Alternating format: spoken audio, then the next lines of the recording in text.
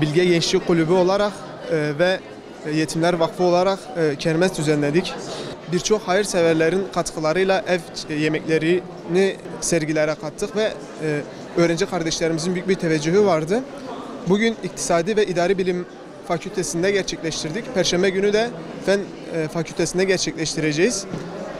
Gerçekten öğrencilerin yoğun teveccühünü gördük. Bu konuda gerçekten de Filistin'deki kardeşlerimiz için elinden geleni yapıyorlar. Ve bizler de oradaki zulümü gördük. Oradaki kardeşlerimizin ne kadar acı çektiğini gördük. Ve bu konuda bayağı mahzunuz. Onun için elimizden ne geliyorsa yapmaya çalışıyoruz.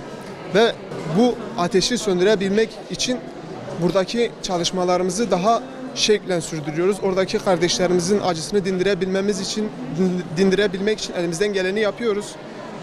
Buradaki kardeşlerimiz de o özgüvenle yapıyor. Allah buradaki kardeşlerimizden razı olsun ve bu kermeste alışveriş yapan ve bu kermese destek sağlayan kardeşlerimizden de razı olsun. Allah'ın izniyle dediğimiz gibi bugün burada Perşembe günü de Fen Fakültesi'nin orada sağlıkçı öğrenciler ile beraber yapacağız. Allah-u Teala bütün hayırseverlerin hayrını kabul etsin inşallah.